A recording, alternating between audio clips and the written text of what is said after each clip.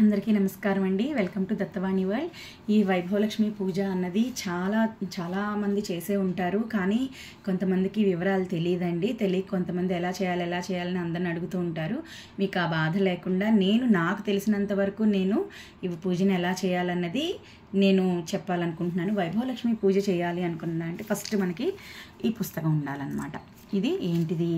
గొల్లపూడి వాళ్ళదండి. ఇది శ్రీ వైభవలక్ష్మి పూజా వైభవము అని ఈ పుస్తకం దొరుకుతుంది. ఇది నేను పుస్తకం ప్రత్యేకంగా ఎందుకు చూపిస్తున్నానంటే, నేను ఇదే చేస్తున్నాను. గత 11 సంవత్సరాలుగా నేను ఇదే చేస్తున్నాను, ఇదే పుస్తకంతో. ఇంకో పుస్తకం కూడా ఉందండి, దానికి కొంచెం రూల్స్ వేరేగా ఉంటాయి, దాని గురించి నాకు తెలియదు, అందుకే నేను అది ఫాలో అవ్వట్లేదు. నేను ఫస్ట్ నుంచి ఇదే ఫాలో అవుతున్నాను. ఈ పూజ చేయాలి అనుకుంటున్న వాళ్ళు ముందు రోజే కావాల్సిన సామాన్లు, దేవుడి పటాలు, పూజా సామాన్లు, పువ్వులు అన్నీ తెచ్చిపెట్టేసుకోవాలి. ఈ పుస్తకం కూడా ముందు రోజే తెచ్చిపెట్టేసుకోండి. అయితే ఆ రోజు పొద్దున్నే లేచి, గురువారం నాడు అన్నీ రెడీ చేసి పెట్టేసుకుంటాం కదండి. అష్టలక్ష్మీదేవి ఫోటో ఒకటి కావాలి. ఇంకానేమో ఈ పుస్తకంలోనే మధ్యకుట్లో నేనైతే తీసేసి ఫ్రేమ్ కట్టించుకున్నానులేండి. ఇక్కడ ఈ మధ్యకుట్టు ప్లేస్లో శ్రీ యంత్రరాజం అని చెప్పి లక్ష్మీదేవి యంత్రం ఉంటుంది. ఆ యంత్రాన్ని కూడా లామినేషన్ చేయించేసుకోండి. లామినేషన్ అయినా చేయించుకోవచ్చు, లేదు అంటే ఒక అట్ట ఉంటుంది కదా, కార్డ్బోర్డ్ లాంటిది, దాని మీద, లేదా పుస్తకాల అట్ట ఏదో ఒకటి దాని మీద స్టిఫ్గా ఉండి మనం తగిలించుకునే పీట మీద పెడితే వంగిపోకుండా పడిపోకుండా ఉండేటట్టు అండి. అలా చూసుకొని స్టిక్ చేసుకొని పెట్టుకోవాలి. మనకి పూజకి కలశం ఉండాలి, ఇంకా అష్టలక్ష్మి ఫోటో ఉండాలి, ఇంకా ఈ యంత్రం ఉంది కదండి, యంత్రరాజం లక్ష్మీదేవి యంత్రం, అది కూడా ఉండాలి. అయితే ఈ పూజ ఈరోజు స్టార్ట్ చేస్తాం. శుక్రవారం అనుకోండి. ఇవాళ శుక్రవారం నాడు పొద్దున్నే సూర్యోదయానికి ముందే కనీసం 4 గంటలకైనా లేవాలండి. మన పూజ అవ్వాలంటే 4 గంటలకల్లా లేచి ఇల్లు శుభ్రంగా క్లీన్ చేసుకొని దేవుడికి దీపం పెట్టేసుకుని ఆవు నెయ్యితో దీపం పెట్టాలండి. అమ్మ లక్ష్మీదేవి ఫోటో ముందు ఆ పూజ మనకి ఖచ్చితంగా దేవుడి గదిలో లక్ష్మీదేవి ఫోటో ఉంటుంది కదా, అక్కడ నమస్కారం చేసుకుని, అమ్మ లక్ష్మీదేవి తల్లి, నా కోరిక ఇది, సంతానం కావాలంటే సంతానం కోసం చేసుకోవచ్చండి. మళ్ళీ ఇంకా ఉద్యోగం కావాలంటే ఉద్యోగం, మీ కోరిక ఏదైతే అది, ఆర్థికంగా డెవలప్మెంట్ కావాలా అది, లేకపోతే ఇల్లు కావాలా అది, అన్యోన్య దాంపత్యం కావాలా, విడిపోయిన భార్యాభర్తలు కూడా కలుసుకున్న వాళ్ళు ఎంతోమంది ఉన్నారండి నాకు తెలిసి పూజ చేసి. అలా మీ కోరిక ఏదైతే అది నమస్కారం చేసుకొని, తల్లికి నమస్కరించుకొని, నేను ఈ రోజు నుంచి ఇన్ని వారాలు నీ వ్రతాన్ని చేయాలనుకుంటున్నాను. 4 వారాలు స్టార్టింగ్ అండి. 4, 6, 8, 11, 21 ఇట్లా ఉంటాయన్నమాట. పుస్తకంలో వివరంగా ఉంటాయి అవి. అలా నేను అన్ని వారాలు ఫస్ట్ 4 వారాలతో స్టార్ట్ చేసుకోండి ఎవరైనా, అదే ఈజీగా ఉంటుంది, మీకు అలవాటు అవ్వాలి కదా. 4 వారాలు నాకు కోరిక తీరిన తర్వాత మళ్ళీ నేను ఇన్ని వారాలు, మీకు ఎన్ని వారాలు అనిపిస్తే అన్ని వారాలు చేస్తాను తల్లి వ్రతాన్ని, నా కోరిక నెరవేర్చు అని నమస్కారం చేసుకోవాలి. ఆ రోజంతా ఉపవాసం ఉండాలండి. అంటే ఇప్పుడు ఆకలితో ఉండలేని వాళ్ళు, బీపీ, షుగర్, ఇంకా ఏమైనా అనారోగ్య సమస్యలు, నీరసంగా ఉన్న వాళ్ళందరూ ఏం చేస్తారంటే, మధ్యాహ్నం 10:30 నుండి, మార్నింగ్ 10:30 నుండి 11 మధ్యలో పప్పు అన్నం, ముద్దపప్పు అన్నం, అంటే పులుపులు కారాలు లేకుండా అనమాట, సాత్వికంగా ఇంత అన్నం కడుపు నిండా తినేసి, ఇంకా తర్వాత టీలని, పళ్ళు తింటామని, పాలు తాగుతామని, ఇంకా అవేం పెట్టుకోకూడదు. ఫుడ్ తినేస్తారు కాబట్టి, అన్నం తింటారు కాబట్టి, మళ్ళీ రాత్రికి పూజ అంతా అయిన తర్వాత టిఫిన్ చేయడమే. అలా కాకుండా ఉపవాసం ఉండేవాళ్ళైతే కటిక ఉపవాసం ఎప్పుడు చేయకూడదండి. టీ తాగొచ్చు, కాఫీ తాగకూడదండి. మళ్ళీ కాఫీలో చింతగింజలు కలుస్తాయి అంటారు కదా, అందుకని అది పులుపు అవుతుంది కాబట్టి కాఫీ తాగకూడదు. టీ తాగొచ్చు, పాలు తాగొచ్చు. పాలు, టీ తాగేసి ఆకలేసినప్పుడు మంచినీళ్ళు తాగొచ్చు, పర్వాలేదు. నీళ్లు కూడా తాగకుండా ఉపవాసం చేయాలని ఎక్కడ లేదండి. నీళ్లు, టీ, పాలు తీసుకోవచ్చు. తర్వాత 3 లోపు మళ్ళీ ఏం చేయకూడదు. ఇంకా అలాగా దేవుడి నామస్మరణ చేసుకుంటున్నో, లేదా నిత్యకృత్యాలు మనం నిత్యం చేసుకునే పనులు చేసుకోవచ్చు. తర్వాత సాయంత్రం 3 లోపు అయితే చేయకూడదు. 3:30 ఆ టైంలో మళ్ళీ ఒకసారి స్నానం చేయాలి. స్నానం చేయడానికి ముందే మనం స్టవ్ అంతా క్లీన్ చేసి పెట్టుకోవాలి. అమ్మవారికి నైవేద్యం వండి పెట్టాలి కదా. నైవేద్యం చేయాలంటే మడిగా పొద్దున వండిన అంట్లు అదంతా ఉండకుండా నీట్గా స్టవ్ క్లీన్ చేసుకొని, అప్పుడు స్నానాదులు అయిపోయిన తర్వాత ఫస్ట్ దేవుడికి వడపప్పు, పానకం చేసి పక్కన పెట్టుకోండి. 4 వారాలు కూడా వడపప్పు, పానకం కంపల్సరీ ఉండాలి అమ్మవారికి నైవేద్యానికి. అది కాకుండా ఏదో ఒక తీపి పదార్థం నైవేద్యం పెట్టుకోవాలి. పరమాన్నం కావచ్చు, చక్కెర పొంగల్ కావచ్చు, ఇలా కేసరి కావచ్చు, ఏదైనా ఆ పదార్థం కూడా చేసి పక్కన పెట్టుకున్న తర్వాత, మనం పొద్దున్నుంచి ఉపవాసం ఉంటున్నాం కాబట్టి అమ్మవారికి మహానివేదన పెట్టాలి. అంటే రాత్రికి మనం అన్నం తింటాం కదా, అలా ఉపవాసం చేసిన వాళ్ళైతే రాత్రికి అన్నం, అమ్మవారికి పప్పు, అందులో కూడా పులుపు ఉండకూడదండి, పప్పు, కూర, అన్నం రెడీ చేసుకొని పెట్టుకోవాలి. ఇవంతా వంట అంతా హడావిడి, నైవేద్యాలు, ప్రసాదాలు అన్నీ రెడీ చేసుకున్న తర్వాత అప్పుడు దేవుడి గదిలోకి రావాలి. దేవుడిని ఎలా రెడీ చేసుకోవాలన్నది ఇప్పుడు చెప్తాను.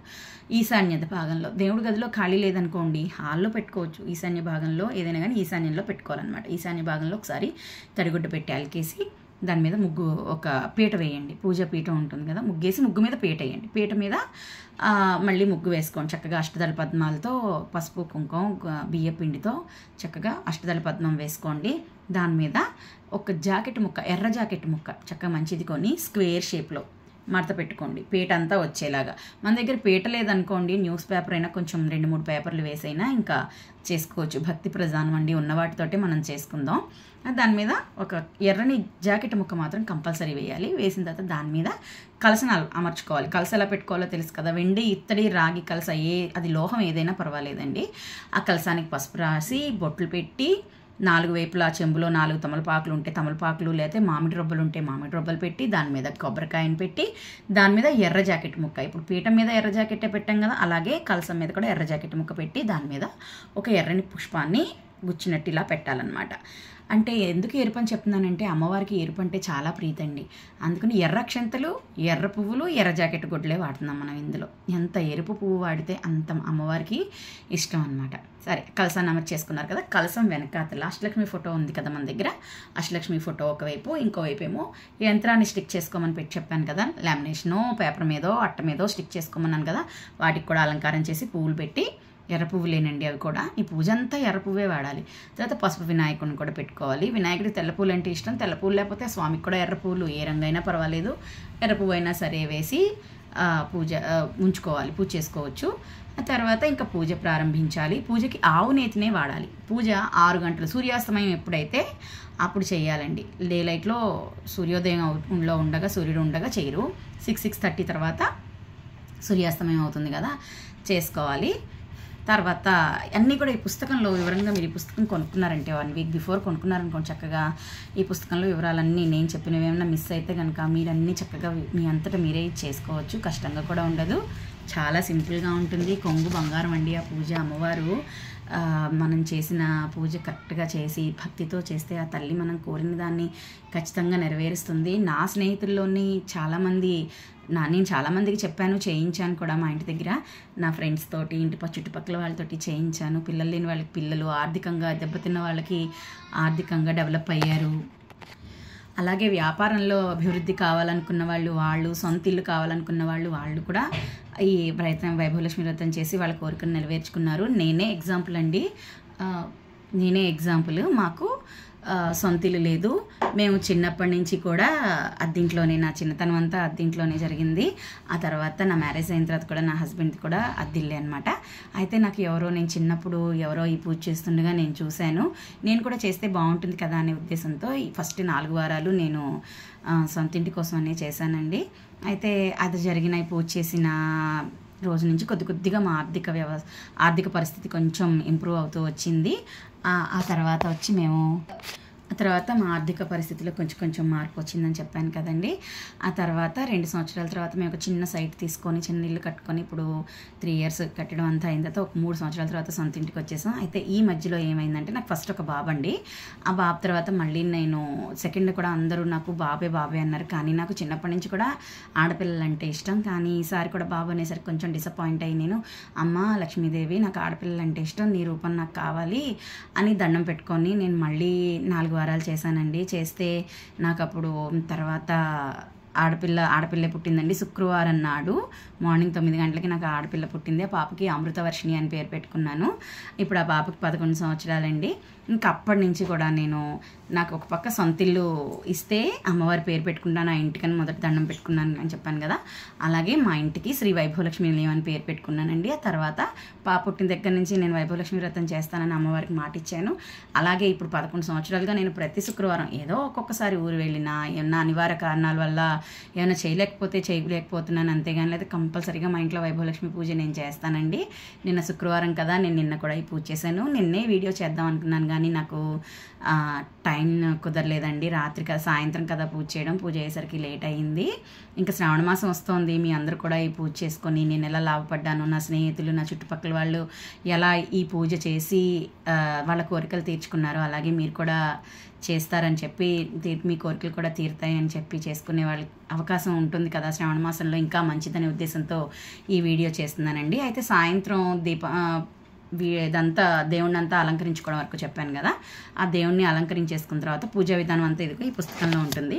ఈ పుస్తకం అంతా చదవటం అయిపోయిన తర్వాత ముత్తైదువులకి నలుగురికి మనం ఎన్ని వారాలు అయితే అంతమంది ముత్తైదువులను పిలుచుకొని అంతమందికి కూడా తాంబూలం, పసుపు రాసి బొట్టు పెట్టి గంధం రాసి తాంబూలం ఇవ్వాలండి. ఆ నలుగురు ముత్తైదులకి ఇచ్చి వాళ్ళు వెళ్ళిన తర్వాత మీరు అమ్మవారికి పెట్టిన నైవేద్యాన్ని స్వీకరించాలి. వండుతారు కదా, మహానివేదన చేసిన వాళ్ళైతే అమ్మవారికి మహానివేదన ఇస్తారు కదండి. అది శుభ్రంగా, లేకపోతే పొద్దున్న అన్నం తినేసిన వాళ్ళైతే టిఫిన్ చేసుకోవాలి. ఉల్లి, అల్లం వెల్లుల్లి పేస్ట్, పులుపులు ఇవేమీ లేకుండా సింపుల్గా టిఫిన్ చేసుకొని ఆ టిఫిన్ అమ్మవారికి నైవేద్యం పెట్టి మీరు కూడా తినేయాలండి. ఈ విధంగా అమ్మవారి పూజ 4 వారాలు అనుకుంటే 4 వారాలు స్టార్టింగ్ 4 వారాలే చేయండి. ఇలా అమ్మవారి పూజ చేసి ఎందరో మంది ఎంతో వృద్ధి చెంది వాళ్ళ కోరికలు నెరవేర్చుకున్నారు.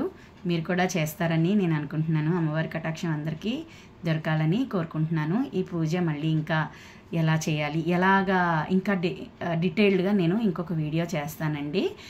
నేను చెప్పింది మీకు అర్థమయ్యింది అనుకుంటున్నాను. ఏమైనా తప్పులు ఉంటే నన్ను తప్పుగా అనుకోవద్దండి. మీ అందరికీ పూజ చెప్పాలన్నది నా ఉద్దేశం అన్నమాట. అందుకే వీడియో చేశాను. Please like, share, subscribe to my channel. నమస్తే అండి. బాయ్.